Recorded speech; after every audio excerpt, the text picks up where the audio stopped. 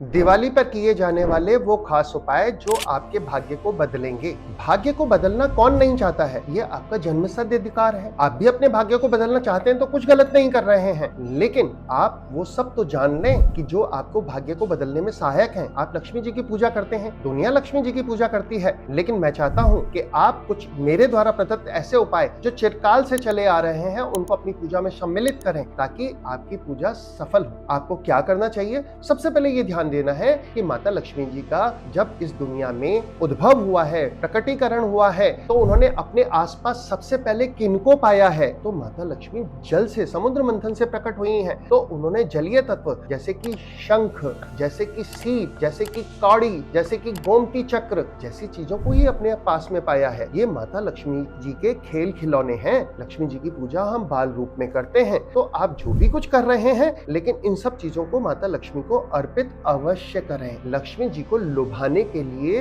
ये उनके खेल खिलौने हैं। इनको देख करके ही माता लक्ष्मी आप आओ, और एक बार के लिए आओ तो सही। आपकी भोग और आसक्ति के अनुसार माता लक्ष्मी जी को कमल के पुष्प का आसन देना है, क्योंकि वो इस ब्रह्मांड का सबसे बड़ा पुष्प है और जल में उगता है। तो माता लक्ष्मी को इस बार कमल के फूल अवश्य अर्पित दें। ये माता लक्ष्मी को आपके द्वारा दिया गया आसन है। माता लक्ष्मी जी की आपको पूजा कब करनी चाहिए? कोई भी किया गया काम जो शुभ समय में किया जाता है वो अवश्य सफल होता है। देखिए, देवी सूक्त के अनुसार लक्ष्मी जी की पूजा हो या किसी भी देवी की पूजा हो, हमेशा रात में की जाती है। यानी कि माता लक्ष्मी जी की पूजा अमावस्या की रात को करनी है, और रात में लक्ष्मी चंचल हैं, स्थिर लगन में करनी है ताकि उनका वास आपके यहाँ हमेशा बना रहे। इस बार स्थिर लगन और सूर्यास्त के बाद में दीपोत्सव प्रदोष काल में होता है, तो प्रदोष काल इन दोनों का समन्वय 7:30 से 8:15 के बीच में बैठ रहा है।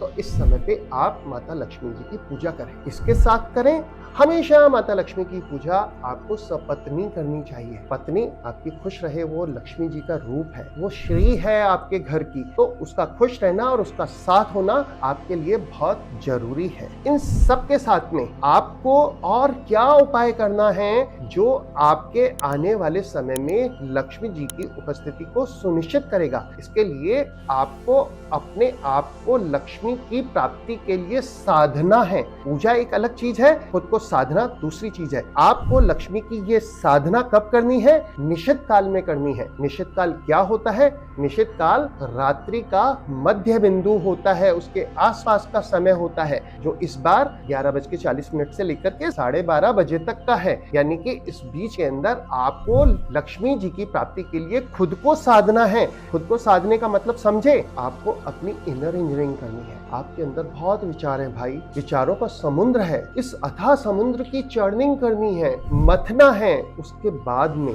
इस निश्चित काल के अंदर जो आप पिंड फॉर्म में हैं और जो ब्रह्मांड की ऊर्जा है, तो पिंड और ब्रह्मांड के बीच में एक अद्वितीय संतुलन स्थापित होता है, और आपके अंदर आपके विचारों में से आपके उद्देश्य प्राप्ति के लिए एनलाइटमेंट प्राप्त होता है, जिसे कहते हैं कि ओरिजिनेशन ऑफ कंसेप्ट। तो वो जब कंसेप्ट आपके पास में आ जाता है, उसके बाद में उसको लेकर के आप आगे बढ़ जाइए। आप अपने जीवन में अवश्य जो आप चाह रहे हैं वो आपको मिलेगा।